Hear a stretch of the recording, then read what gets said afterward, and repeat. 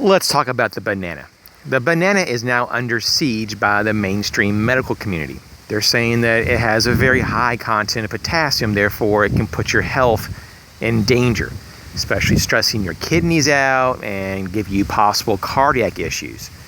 It's just unbelievable. Now, the thing is, though, that the content of potassium in a banana is not very high at all. There's thousands of food, I mean literally thousands of foods that have a higher potassium content, including like avocados, sweet potatoes, spinach, just beans in general typically have more. And so what in the heck is going on? There's a lot of misinformation. So first of all, you're hearing this from just mainstream doctors. Doctors that are lucky to have maybe one or two nutritional classes, and that's it. They don't have a freaking clue of what's good for you or themselves. So they spout off these things of, oh, be careful. If you eat maybe like more than one or two of these are very dangerous. No, I eat 4 or 5, no problems. There's people all around the world that eat a lot more than I do. There's people in South America that literally consume this, in plantains as a staple. They literally eat 8, 10, even 20 a day, mixed with other foods. So what is the agenda here? This is just more confusing the public of what is healthy and what's not. Okay, this is the same thing saying, cholesterol is really bad for you, or high fatty foods contribute to heart disease. Oh, really? Really? Yeah, none of those are true. That's complete bunk. I mean, we know it now. It's inflammation that causes heart disease, not fats and cholesterol. So this is a lot of bull crap. And so the deal about these bananas is that you eat as many as you want, okay? That's just the thing. Of course, most people don't typically eat more than 1 or 2 a day anyways here in the United States. And if you're in other countries, heck, eat as many as you want. It has been cited that potassium is one of the greatest deficiencies in America right now.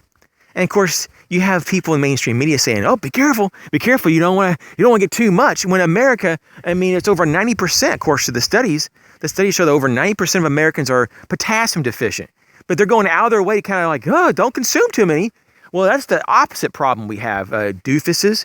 We don't have overdosing problems. I've never heard of anybody that's overdosed on a banana. Have you? And this is just stupid crap.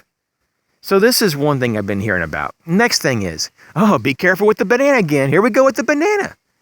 Because the index here is also high. The glycemic index is off the chart. Really?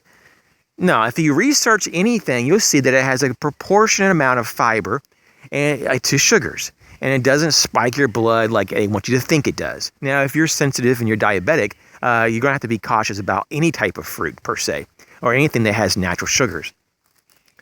But for everyone else that has more of a normal bodily functions, this thing doesn't just spike your blood sugar to the moon and back. It's just not true. It's just like any other type of fruit that if you ate it in its whole form, you'd get the proportionate amount of fiber. Therefore, you don't have major increases in spikes in your blood sugar. Now, lastly, though, is just more of a tip. What to do with your peels, your banana peels.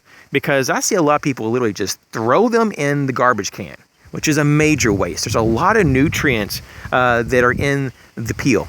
And I just want to say that if you're not living in an apartment, then you should have your own compost pile. Even if you're renting a home, you can still have a compost pile. And it can go a long way. And over the months and years, it really can get compiled of just putting food scraps in there, and including, of course, your banana peels. And that can, basically generate over time a nice big pile of fertilizer. And that can be used. Of course, you want to, change it up and maybe flip it and, keep it moving so the enzymes can work and things can break down. But, every few months, just move it around, but you have a lot of good fertilizer. And so these are just some ideas and stuff. And just talking about bananas, I don't know. I get taken back by this. I don't watch all these mainstream things that talk about how bad the banana is, but I do keep up with a few health sites, and they're all upset about this because people are coming to their doctors and saying, "Oh man, I ate 2 bananas. Did I overdo it?" This is so ridiculous. There's so much bad information on TV and just all over the place, even on the web. So you got to be careful.